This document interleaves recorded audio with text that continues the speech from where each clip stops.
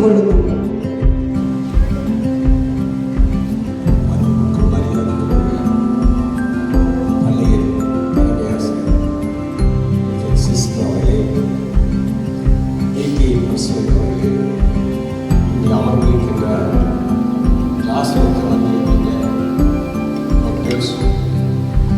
அதல்லாமல் திரளாக கூடியிருக்கின்ற பெற்றோர்களே, சகோதர சகோதரிகளே, நம்முடைய குழந்தைகள் படிப்பது என்ன, அவர்களை இந்த பள்ளியில் என்னதான் கற்பிக்கிறார்கள் என்று தெரிந்து கொள்வதற்கும் அவர்களுடைய வருங்காலத்தில் முன்னேற்றத்திற்காக பாடுபடுவதற்கும் நீங்கள் சப்போர்ட்டாக நம்முடைய மாணவர்கள் உயர்ந்து வருகின்ற போது நமக்கு சந்தோஷமாக இருக்கின்றது. கடந்த காலகட்டம் போல் அல்ல, இந்த தடவை நம்முடைய பள்ளியினுடைய தலைமை ஆசிரியர் பொறுப்பேற்ற சிஸ்டர் வந்தவர்கள் இந்த மாணவர்கள் கூடுதலாக வந்திருக்கின்றார்கள். பெற்றோர்கள் இந்த பள்ளியிலே தங்களுடைய குழந்தைகளை சேர்ந்திருக்கின்றார்கள் என்பதுதான் சந்தோஷமான வார்த்தை. அவர்கள் வளர வேண்டும். மற்ற பள்ளியிலே படிக்கின்ற குழந்தைகள் அந்த பள்ளி படிப்பு போராது என்று ஈசி கொடுத்து அனுப்புகின்ற நேரத்தில் கூட நாம் சொன்னால் அந்த குழந்தைகளையும் ஏற்றெடுக்கின்ற பெரும்பான்மை வங்கத்தன்மை இந்த பள்ளிக்கு இருக்கின்றது, பள்ளியினுடைய தலைமைக்கு இருக்கின்றது என்று சொல்ல நான் கடமைப்பட்டிருக்கின்றேன்.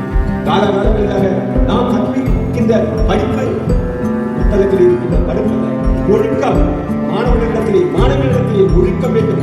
நம்முடைய பிள்ளைகள் இந்த காம்பவுண்டை விட்டு வெளியே செல்கின்ற போது அவன் IAS படித்தாரா IPS படித்தாரா என்பதல்ல பிரச்சனை. அவன் நல்ல ஒழுக்கமுடையவனா, இந்த நாட்டிற்கும் இந்த நாட்டு மக்களுக்கும் வீட்டிற்கும் தேவையானவனா என்பதை நாம் முதலிலே தெரிந்து கொள்ள வேண்டும். படிப்பு என்பது புத்தகத்தோடு இருப்பதல்ல, அது அவனுடைய மனதிலே அவனுடைய உள்ளத்திலே ஆணிவேராக இருக்க வேண்டும். தன்னை பெற்றெடுத்த பெற்றோர்கள் எந்த அளவுக்கு நம்மை கஷ்டப்பட்டு படிக்கின்றார்கள், படிப்பிக்கின்றார்கள். கிராம பிரதேசம், இந்த கிராம பிரதேசத்திலே இருக்கின்றனர் உத்தியோகஸ்தர்கள் அல்ல, பெரும் பணக்காரர்கள் அல்ல, சாதாரண மக்கள், விவசாயிகள், விவசாய தொழிலாளிகள், சாதாரண தொழிலாளிகள். அவர்களுடைய பிள்ளைகள் இந்த பள்ளிக்கு வருகின்ற போது பயத்திலே பலதும் செய்ய வேண்டும் என்று அவர்களுக்கு எண்ணம் இருக்கின்றது. அந்த எண்ணத்தின் அடிப்படையிலே தான் இந்த மாணவர்கள் வளர்ந்து கொண்டிருக்கின்றார்கள். எனவே எனக்கு பின்னால் பேசுவதற்கு உங்களுடைய ஆதரவும் ஒத்துழைப்பும் என்றென்றும் தேவை என்று கூறி விடுவருகின்றேன். வணக்கம். ഏറ്റവും ഫലപ്രദമായ മാർഗമാണ് പ്രതിരോധ കുത്തിവയ്പ്. കുട്ടികളുടെ ആരോഗ്യകരമായ വളർച്ചയ്ക്കും മാരകമായ പല രോഗങ്ങളിൽ നിന്നുള്ള സംരക്ഷണത്തിനും പ്രതിരോധ കുത്തിവയ്പ്പുകൾക്ക് അതീവ പ്രാധാന്യമുണ്ട്. ഈ വിഷയത്തെക്കുറിച്ച് ശാസ്ത്രീയവും വ്യക്തമായ അറിവും നമ്മുമായി പങ്കുവയ്ക്കുവാൻ ഇന്ന് നമ്മുടെ കൂടെ pediatrist doctor Sishin Ahalya and woman and children hospital അവരെ സസ്നേഹം വേദിയിലേക്ക് ക്ഷണിക്കുന്നു.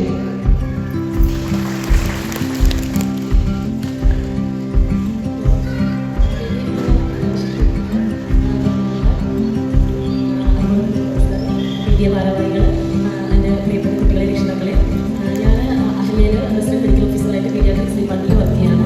അപ്പോൾ കുട്ടികളെ കണ്ടിട്ടുണ്ടാവും, ചിലപ്പോൾ കുട്ടികൾ കൊണ്ടുവരുന്ന സമയത്ത് കണ്ടിട്ടുണ്ടാവും.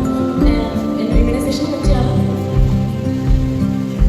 ഇമ്മ്യൂണൈസേഷൻ്റെ ഇമ്പോർട്ടൻസിനെ പറ്റിയാണ് എൻ്റെ അടുത്ത് നിങ്ങൾക്കായിട്ടുള്ള ക്ലാസ് എന്നോട് പറഞ്ഞിട്ടുള്ളത്. ഇമ്മ്യൂണൈസേഷൻ ഉദ്ദേശിക്കുന്നത് എന്താണ്? രോഗപ്രതിരോധ ശേഷി നമുക്ക് കുട്ടികൾക്ക് രോഗം വരാതിരിക്കാൻ വേണ്ടിയിട്ട്, നേരത്തെ കുത്തിവയ്പ്പെടുത്തിട്ട് രോഗത്തെ പ്രതിരോധിക്കാൻ വേണ്ടിയിട്ടുള്ള ഒരു ഉപായമാണ്. അപ്പോൾ ഈ ഒരു സമയത്ത് നമുക്ക് ഇങ്ങനെ ഒരു ക്ലാസ് അവൈലബിൾ നമ്മൾ ഉദ്ദേശിച്ചിട്ടുണ്ടാവും. ഈ ഒരു മഴക്കാല സമയത്ത് കുറേ അസുഖങ്ങൾ വരുന്നത് എന്താ വെച്ചാൽ, ഈ വേനൽക്കാലം മാറിയതിനു ശേഷം ഈ ഒരു മഴക്കാലത്തേക്ക് വരുമ്പോൾ എന്താണ് ഹ്യൂമിഡിറ്റി ചേഞ്ച് ചെയ്യാണ് അല്ലേ. അപ്പം ഈ ഒരു സമയത്ത് ഒരുപാട് ബാക്ടീരിയയും അതുപോലെ തന്നെ വൈറസൊക്കെ എന്തെങ്കിലും പെറ്റ് വരികാനും സ്പ്രെഡ് ആവാനുള്ള ചാൻസ് ഉണ്ട്. അപ്പം ഏതൊക്കെ അസുഖങ്ങളാണ് ഈ മഴക്കാലത്ത് വരുന്നത്? അതായത് ഈ വെള്ളം, മലിനജലം വഴി വരുന്ന typhoid, hepatitis A, okay, cholera പോലുള്ള അസുഖങ്ങൾ വരും. അതുപോലെ കൊതുക് പരത്തുന്ന അസുഖങ്ങളുണ്ട്, ഡെങ്കു, ചിക്കൻ ഗുനിയ, ജാപ്പനീസ് എൻസെഫലൈറ്റിസ്, അതായത് അമീബിക് എൻസെഫലൈറ്റിസ്, അമീബിക് മസ്തിഷ്കജ്വരം എന്നൊക്കെ കേട്ടിട്ടുണ്ടാവും. അതുപോലെ തന്നെ നമ്മൾ തലച്ചോറിനെ ബാധിക്കുന്ന ഒരു അസുഖമാണ് കൊതുക് വഴി പരത്തുന്നത്. അതുപോലെ ഫ്ലൂ പോലെ വൈറസ്, അതിന് അപ്പർ റെസ്പിറേറ്ററി ട്രാക്ട് ഇൻഫെക്ഷൻ എന്ന് പറയും, അത് ചുമ, ജലദോഷം, അതൊക്കെ അത് ബാക്ടീരിയ ഉണ്ടാക്കുന്നുണ്ട്. അപ്പം ഇതൊക്കെ പ്രിവെൻറ്റ് ചെയ്യാനായിട്ട് നമുക്ക് ഒരുപാട് ധാരാളമായിട്ടുള്ള മെഡിസിൻസ് വഴി അത് നേരത്തെ നമുക്ക് എന്തെങ്കിലും വാക്സിനേഷൻ വഴി നമുക്ക് ചെയ്യാനായിട്ട് പറ്റും, പ്രതിരോധിക്കാൻ പറ്റും. അപ്പോൾ വാക്സിനേഷൻ എന്നുള്ളത് ഉദ്ദേശിക്കുന്നത് നമ്മൾ 200 വർഷം മുന്നേ നമ്മൾ കൊണ്ടുവന്നിട്ടുള്ള ഒരു സംവിധാനമാണ് വാക്സിനേഷൻ. അതായത് നമ്മൾ വർഷങ്ങൾക്ക് മുന്നേ നമുക്ക് വസന്തി, അതുപോലെ തന്നെ പോളിയോ പോലുള്ള അസുഖങ്ങൾ നമ്മുടെ ഭൂമുഖത്തുണ്ടായിട്ടുണ്ടാകും. അതൊക്കെ നമുക്ക് തുടച്ചു നീക്കാനായിട്ട് പറ്റിയിട്ടുണ്ട് ഈ വാക്സിനേഷൻ്റെ എൻട്രിയോട് കൂടിയിട്ട്.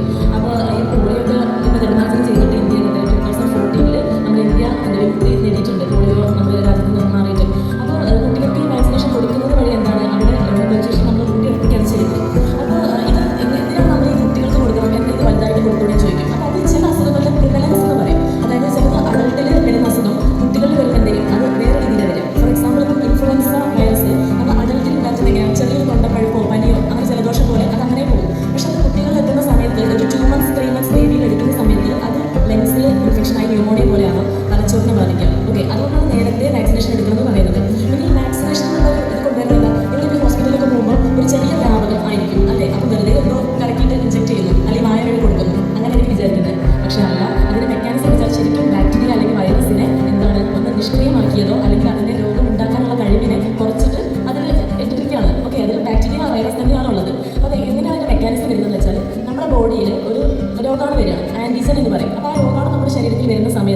നമ്മുടെ ബോഡിയിലുള്ള WBCs അഥവാ എന്താണ് ഈ ശ്വേതരക്താണുക്കൾ എന്ന് മലയാളത്തിൽ പറയും. അപ്പം ഇതാണ് നമ്മുടെ ബോഡിയിലുള്ള ആർമീസ്. അതാണ് എന്ത് ചെയ്യുന്നത്, നമ്മുടെ രോഗാണുവിനെ എന്ത് ചെയ്യുന്നത് ഫൈറ്റ് ചെയ്തിട്ട് കൊല്ലുന്നത്. അപ്പോൾ നമ്മുടെ ഇന്ത്യയിലൊക്കെ നമുക്ക് എന്താണ് ഈ ഭീകരത വരുന്ന സമയത്ത് ആർമീസ് ഇങ്ങനെ വന്നിട്ട് ഇങ്ങനെ പ്രൊട്ടക്ട് ചെയ്യുന്നില്ലേ, അതുപോലെ തന്നെയാണ് പ്രൈവറ്റ് വാക്സിനേഷൻ. നമ്മൾ GH എടുക്കുന്നതാണെങ്കിൽ ഒന്നുകൂടി എന്താ ക്യാഷ്ലെസ് ആണ്, നിങ്ങൾക്ക് അറിയാൻ പറ്റും. അതുപോലെ തന്നെ പെയിൻലെസ് വാക്സിനേഷൻ എന്ന് പറയും. പെയിൻലെസ് എന്ന് പറയുമ്പോൾ നമുക്ക് കുത്തുമ്പോൾ വേദന ഇല്ലാന്നല്ല, സൂചി കൊണ്ടാകുമ്പോൾ വേദന ഉണ്ടാവും. എല്ലാവരും പറയും ഡോക്ടറെ എന്താണ് പെയിൻലെസ് വാക്സിൻ നമ്മൾ കുട്ടിക്ക് വേദന എടുക്കുന്നുണ്ടല്ലോ, അത് വേദന ഉണ്ടാവും. പക്ഷേ നമ്മുടെ ഈ ട്രഡീഷണൽ വാക്സിനേഷൻ വെച്ച് നോക്കുമ്പോൾ പെയിൻലെസ് വാക്സിൻ ഉദ്ദേശിച്ചത് കോസ്റ്റ് കുറച്ച് കൂടുതലാണെങ്കിലും അതുവഴി ഉണ്ടാവില്ല. അതായത് വാക്സിൻ എടുക്കുന്ന അവിടെയുള്ള ഇൻഡ്യൂറേഷൻ എന്ന് പറയും, അതായത് തണുപ്പ്, അതുപോലെ തന്നെ പനി, പിന്നെ കാലനക്കാൻ പറ്റാത്ത അവസ്ഥയൊക്കെ ഉണ്ടാവും. അത് ട്രഡീഷണൽ വാക്സിനേഷൻ വെച്ച് നോക്കുമ്പോൾ ഈ നമ്മൾ പ്രൈവറ്റിൽ IMP ഫോളോ ചെയ്യുന്ന വാക്സിനേഷൻ എടുക്കുമ്പോൾ കുറച്ചും കൂടെ എന്താവും, ബെറ്റർ ആവും, ഒന്നുകൂടി കുറയും. അപ്പോൾ നിങ്ങൾക്ക് പല ഡൗട്ടുകളും കാര്യങ്ങളൊക്കെ ഉണ്ടാവും വാക്സിനേഷനെ പറ്റി. അപ്പോൾ നമുക്ക് അഹല്യയിൽ നമുക്ക് പീഡിയാട്രിഷ്യനെ കാണിച്ചിട്ട് നിങ്ങൾക്ക് വാക്സിനേഷൻ ഡൗട്ടുകൾ തീർക്കാം. അതുപോലെ തന്നെ അവിടെ നമുക്ക് കോൾ ചെയ്തിട്ട് നമുക്ക് സംസാരിക്കാം. കുറേ ആൾക്കാർ വിളിച്ച് ചോദിക്കാറുണ്ട് വാക്സിനേഷൻ ഡൗട്ടുകളും കാര്യങ്ങളൊക്കെ. അപ്പോൾ നിങ്ങൾക്ക് അങ്ങനെയും ചോദിച്ചിട്ട് ഇങ്ങനെ ഒരു ക്ലാസ് എടുക്കാൻ എനിക്ക് അവസരം വന്ന ഈ ഒരു ഹോസ്പിറ്റൽ അധികൃതർക്കും അതുപോലെ തന്നെ അഹല്യ ഗ്രൂപ്പിനും ഞാൻ നന്ദി രേഖപ്പെടുത്തുകയാണ്. Thank you. രോഗത്തെ മാറ്റും, പ്രതിരോധം ജീവിതത്തെ കാക്കും എന്ന മഹത്തായ സന്ദേശം വളരെ മനോഹരമായി ഞങ്ങളുടെ ഹൃദയങ്ങളിൽ എത്തിച്ചതിന് മാഡത്തിന് ഹൃദയം നിറഞ്ഞ നന്ദി അറിയിക്കുന്നു. പ്രതിരോധ കുത്തിവയ്പ് ഒരു സാധാരണ മെഡിക്കൽ നടപടിയല്ല. ഓരോ കുഞ്ഞിൻ്റെയും ആരോഗ്യകരമായ നാളേക്കുള്ള ഏറ്റവും വലിയ നിക്ഷേപമാണെന്ന് ഡോക്ടറുടെ അവതരണം നമ്മെ ബോധ്യപ്പെടുത്തി. അറിവും അനുഭവവും കരുതലും നിറഞ്ഞ ഡോക്ടറുടെ വാക്കുകൾ ഓരോ രക്ഷിതാവിനും ആത്മവിശ്വാസവും വ്യക്തമായ അവബോധവും നൽകിയിരിക്കും എന്ന് പ്രതീക്ഷിക്കുന്നു. തിരക്കുകൾക്കിടയിലും ഞങ്ങൾക്കായി സമയം കണ്ടെത്തി ഈ വിലപ്പെട്ട സന്ദേശങ്ങൾ പങ്കുവച്ചതിന് ആത്മാർത്ഥമായ നന്ദി അറിയിക്കുന്നു. മാഡത്തിൻ്റെ സേവയിൽ പുഞ്ചിരിക്ക് കാരണമാകട്ടെ, കരുത്താകട്ടെ. മാഡം ഒരിക്കൽ കൂടെ നന്ദി അറിയിക്കുന്നു. സാങ്കേതികവിദ്യ നമ്മുടെ ജീവിതത്തെ കൂടുതൽ സൗകര്യപ്രദമാക്കിയെങ്കിലും അതിന്റെ അമിതമായ ഉപയോഗം, പ്രത്യേകിച്ച് മൊബൈൽ ഫോണിനോടുള്ള അമിത ഉപയോഗം ഇന്ന് കുട്ടികളുടെയും കൗമാരക്കാരുടെയും പഠനത്തെയും മാനസിക രോഗത്തെയും കുടുംബ ബന്ധങ്ങളെയും പ്രതികൂലമായി ബാധിക്കുന്ന ഒരു പ്രധാന വെല്ലുവിളിയായി മാറിയിരിക്കുകയാണ്. ഈ വിഷയത്തെക്കുറിച്ച് ശാസ്ത്രീയവും പ്രായോഗികമായ അറിവുകളും രക്ഷിതാക്കൾക്ക് പിന്തുടരാവുന്ന നിർദ്ദേശങ്ങളും നമ്മുമായി പങ്കുവയ്ക്കാൻ ഇന്ന് നമ്മുടെ കൂടെ പ്രശസ്ത സൈക്കോളജിസ്റ്റ് ഡോക്ടർ മേഘ അവർകളെ സസ്നേഹം വേദിയിലേക്ക് ക്ഷണിക്കുന്നു. എല്ലാവർക്കും നമസ്കാരം. വേദിയിലിരിക്കുന്ന വിശിഷ്ട വ്യക്തികൾ, ഈ സ്കൂളിൻ്റെ പ്രിൻസിപ്പാൾ, നിങ്ങൾക്ക് വേണ്ടി ഇവിടെ ക്ലാസ് എടുക്കാൻ വന്ന ജോയ് കുട്ടി സാറ്, മറ്റ് അധ്യാപകർ, ഇവിടെ എത്തിച്ചേർന്ന പാരൻസ്, എല്ലാവർക്കും എൻ്റെ വിനീതമായ നമസ്കാരം. ഇന്ന് നമുക്കൊരു ടോപ്പിക് എന്നതിനേക്കാൾ കൂടുതൽ നമ്മുടെ സമൂഹത്തിൽ കുട്ടികളുടെ ഇടയിലാണെങ്കിലും ഏറ്റവും കൂടുതൽ കണ്ടുവരുന്ന ഒരു പ്രശ്നമായിട്ട് നമ്മുടെ സ്വഭാവത്തിലും അവരുടെ വൈകാരികമായിട്ടും അവരുടെ ജീവിതത്തിലും അവരുടെ പഠനത്തിലും ഏറ്റവും കൂടുതൽ കണ്ടുവരുന്ന ഒരു പ്രശ്നമാണ് ഇപ്പോൾ മൊബൈൽ അഡിക്ഷൻ. മൊബൈൽ എന്ന് പറയുമ്പോൾ തന്നെ നമുക്കറിയാം, ഇപ്പോൾ നമുക്ക് വെള്ളം, വായു എന്ന പോലെ, ഭക്ഷണം എന്ന പോലെ ഒരു ഒഴിച്ചുകൂടാൻ പറ്റാത്ത ഘടകമായിട്ട് എല്ലാവരുടെ ജീവിതത്തിലും മാറിയിരിക്കുകയാണ് മൊബൈൽ. നമ്മളെല്ലാവർക്കും ഒരു ദിവസം പോലും മൊബൈൽ നോക്കാതെ ഒരു ദിവസം പോലും ചിലപ്പോൾ ഒരു ദിവസം കഴിച്ച് മുന്നോട്ട് പോകാൻ വളരെ ബുദ്ധിമുട്ടായിരിക്കും. ഇവിടെ ഇരിക്കുന്ന പാരൻസ് ആണെങ്കിലും ഞാൻ ഉൾപ്പെടെയുള്ള എല്ലാവർക്കും. കാരണം നമ്മുടെ ജോലിപരമായിട്ടുള്ള കാര്യങ്ങളാണെങ്കിലും ബാക്കി കാര്യങ്ങളാണെങ്കിലും എല്ലാം ഈ ഒരു ഫോൺ, ഈ ഒരു ഡിവൈസിലാണ് നമ്മൾ കാണുന്നത്. പക്ഷേ ഇതിൻ്റെ ഒരു നിയന്ത്രണം വിട്ട് അമിതമായി ഇതിൻ്റെ ഉപയോഗം പോകുമ്പോൾ അത് നമ്മൾ ശാരീരികമായിട്ടും മാനസികമായിട്ടും വൈകാരികമായിട്ടും നമ്മളെ ജീവിതത്തെ ബാധിക്കാൻ തുടങ്ങും. ഇപ്പോൾ കുട്ടികളുടെ ഇടയിലാണ് അതിൻ്റെ പ്രശ്നങ്ങൾ കൂടുതലും കണ്ടുവരുന്നത്.